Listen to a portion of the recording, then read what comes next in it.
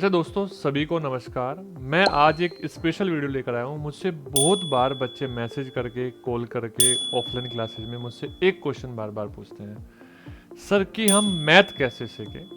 Problem ये है कि वो ये क्वेश्चन सिर्फ इसलिए पूछते हैं कि क्योंकि उनको मैथ से लगता है डर।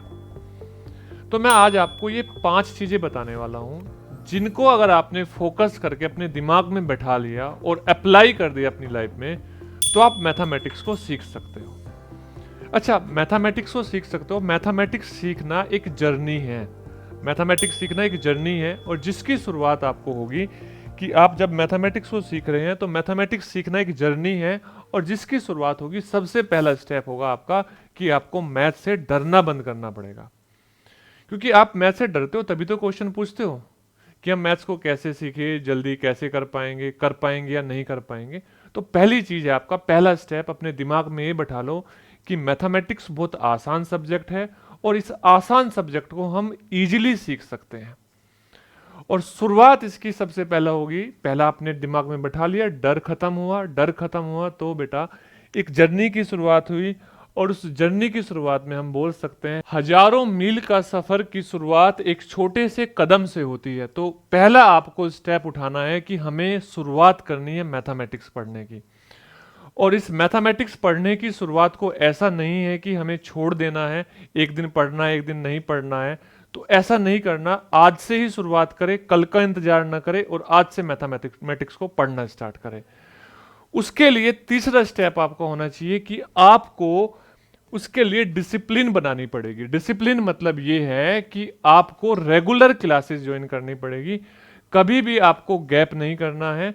और अगर वो रेगुलर क्लासेस आप ज्वाइन करते हो, जैसे कि आपने अगर एक क्लास ली, दो क्लास ली, तीन क्लास ली, उसके बाद में एक क्लास का गैप ले दिया, या उस दिन आपने पढ़ाई नहीं करी, तो रेगुलरिटी टूट गई और आपकी डिसिप्लिन भी खत्म हो गई। तो यहाँ पे भी आपके बहुत सारे बच्चों के चांसेस होते हैं कि वो अपने जो फोकस होता है उससे हटना स्टार्ट कर देते हैं। तो आप जैसे, मैं एक एग्जांपल देके आपको समझाऊंगा। जैसे हमारा टारगेट यहाँ है, हमें सीढ़ी पे यहाँ पर चढ़ना है। मान लो हमें सीढ़ी पर, इस सीढ़ी पर यहाँ पे जाना है।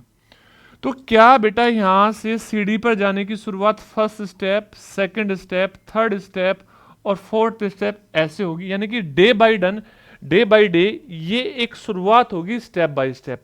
लेकिन अगर आप सोचो, एक बच्चा पहले दिन तो इस स्टेप पे गया, लेकिन दूसरे दिन आराम करने के बाद उसने सोचा कि मैं दूसरे बच्चे के बराबर पहुंच जाऊं, ऐसा पॉसिबल नहीं होगा। वो दो स्टेप कवर नहीं कर पाएगा, और ये आपको हार्ड लगेगा। डेफिनेटली बात है, निश्चित सी बात है।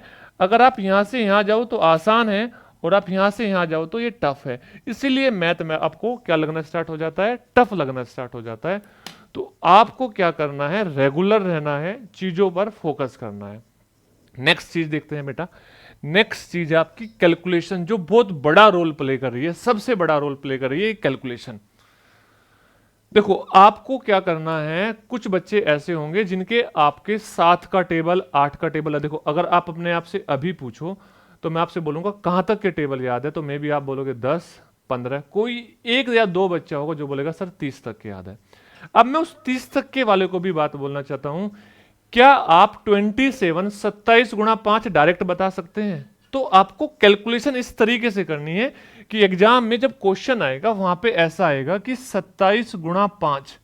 तो जो बच्चा यहाँ पे 27 का पढ़ा पढ़ना स्टार्ट कर देगा, तो वो बेटा टाइम ले रहा है। आपको पता होना चाहिए 27 गुणा 5 135 होता है। अच्छा, 17 गुणा 7 119 होता है। बेटा ये आपकी कैलकुलेशन फास्ट होनी चाहिए, ये कैलकुलेशन आपकी फास्ट होनी चाहिए। ऐसा नहीं है कि आप 17 का पढ़ा पढ़ने बैठ जाओ। आपको स्क्वायर पता होना चाहिए। आपको क्या पता होना चाहिए? आपको स्क्वायर पता होना चाहिए। यानी कि अगर किसी ने पूछा आपसे 32 का स्क्वायर, कहीं यूज हो रहा है 32 का स्क्वायर, तो आप बोलोगे 32 का स्क्वायर होगा सर 1024। 1024।